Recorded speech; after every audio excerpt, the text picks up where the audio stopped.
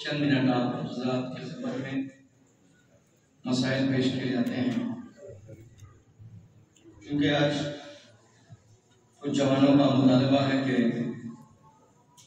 अरकान नमाज और वाजिबात नमाज पर रोशनी डाल दी जाए, जो रोज़मर्रा के मसाइल की ज़रूरत का नाम है। जो नमाज से पहले चंद बातों का ख्याल करना ज़रूरी है कि इंसान नमाज से पहले ताहिर हो, पाक हो और पाबंद हो। वज़ू नहीं कर सकता तो बहरहाल तयम्मुम करके नमाज पढ़ेगा, मगर बगैर वज़ू बगैर तयम्मुम के नमाज नहीं पढ़ी जा सकती। अब सबसे बड़ा मसला है कि जब आप नमाज के लिए आमादा है तो इसका एक कानून है जो शरीयत ने बताया है। अरकान नमाज यानी रुकने नमाज, जो नमाज में हमको अमल अंजाम देना है, वो 11 चीज़ें हैं जो वाजिबात नमाज के नाम से जाती हैं। वाजिबात नमाज में जो सबसे पहली मंजिल है वो नियत।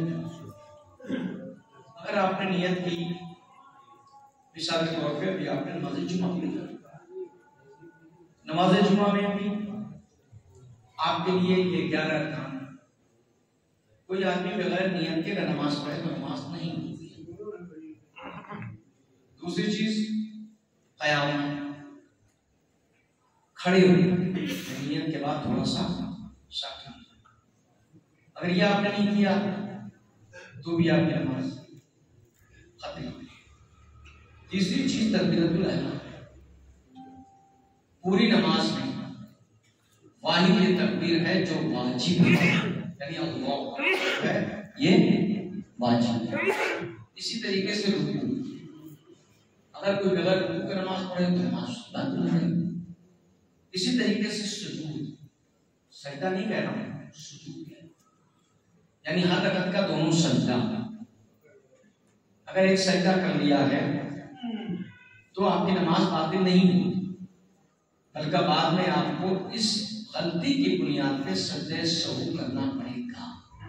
ठीक है, इन चीजों का ख्याल करते हुए 5वीं चीज पे आता है।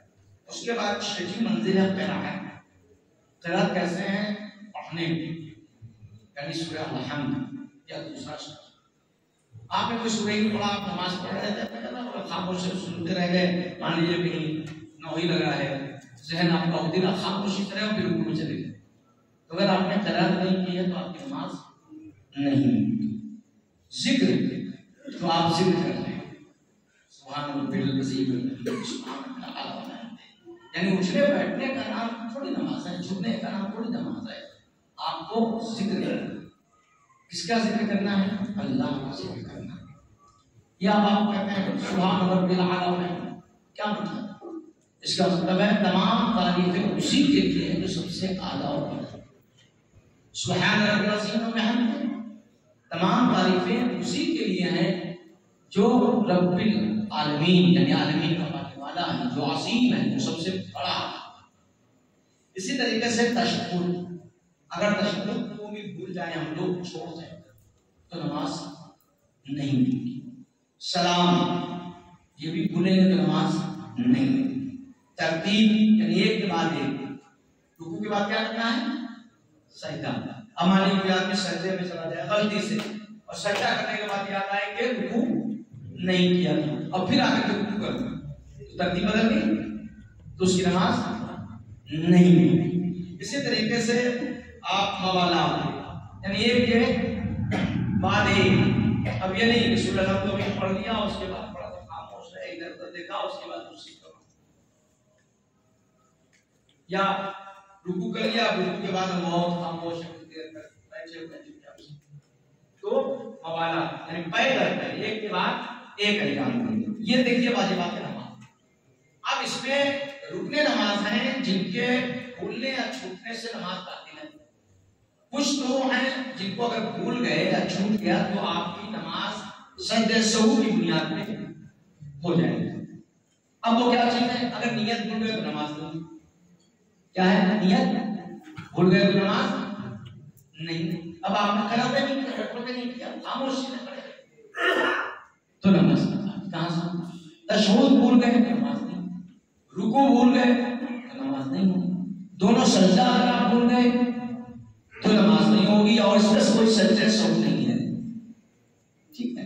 ज्यादती कोई अमल में हो जाएगा, थोड़ी सी तरतीब मानिए बदल जाए किसी बुनियाद पर, दूसरी चीज तो उसमें जो है सजदे सहू आपकी नमाज को मुकम्मल कर सकता है। तो मैंने आपको बताया 5 चीजें, तकबीरतुल एहराम, रुकू से मुत्तसिल क़याम, यानी रुकू में जाने से पहले जो खड़ा होना है ये आपके लिए वाजिब, जिसको क़याम मुत्तसिल रुकू कहा जाता है। आप लोग पूरा किए ही नहीं और वहीं से सजदे में चले गए, और अक्सर मैंने देखा है कि अभी इमाम पूरा खड़ा भी नहीं होता है तो वो सजदे में चले जाते हैं, अक्सर देखा है। इसी तरीके से इमाम के पहले अगर कोई जानबूझ करके अमल अंजाम देता है, सजदे में चला जाता है, रुकू में चला जाता है, तो उसकी नमाज पे इश्काल पाया जाता है, जमात की नमाज में, ठीक है। अब मैंने आपको बताया था हर वक्त में 2 सजदा जहां करना है और भूल जाए तो आपकी नमाज बाकी। नियत के बुनियाद पे फरमाते हैं कि जरूरी है कि इंसान नमाज कुर्बत की नियत से यानी खुदावंद आलम की खुशनुदी हासिल करने के लिए पढ़े। ये जरूरी नहीं है कि नियत को अपने दिल से गुजारे या मसलन जुबान से कहे कि 4 रकात नमाज ज़ोहर पढ़ता हूं कुर्बतन इल्लल्लाह, जोर से पढ़े तभी नियत होगी। नहीं, आपके दिल में अगर इरादा है और आपने इस इरादे के साथ तकबीरतुल एहराम अंजाम दिया है तो आपकी नमाज मुकम्मल हो जाएगी। इसी के साथ अगर कोई शख्स ज़ोहर की नमाज में,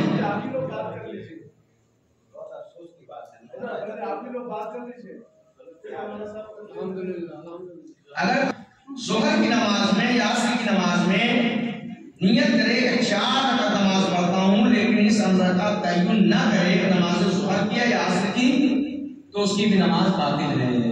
अगर मान लिया आप आए नमाज में आपको ज़ोहर खत्म हो गई, असर पढ़ रहे थे और आपने तय्युन ही नहीं किया, हमने ज़ोहर की पढ़ा या असर की पढ़ा, तो आपकी नमाज बातिल हो जाएगी।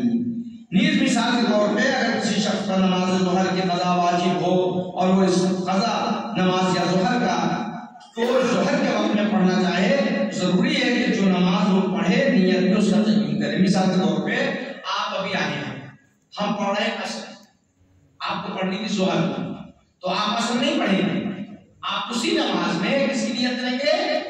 ज़ोहर की नियत करेंगे कि मैं नमाज ज़ोहर पढ़ता हूं मैं, और बताएं इल्लल्लाह, आपकी नमाज ज़ोहर में हो जाएगी। हम असर पढ़ रहे थे, अगर आपने ज़ोहर को छोड़ के असर पढ़ा और फिर ज़ोहर पढ़ रहे हैं तो आपकी नमाज बातिल हो जाएगी। चूंकि जो पहले है उसे पहले पढ़ना है, जो बाद में है उसे बाद में पढ़ना है।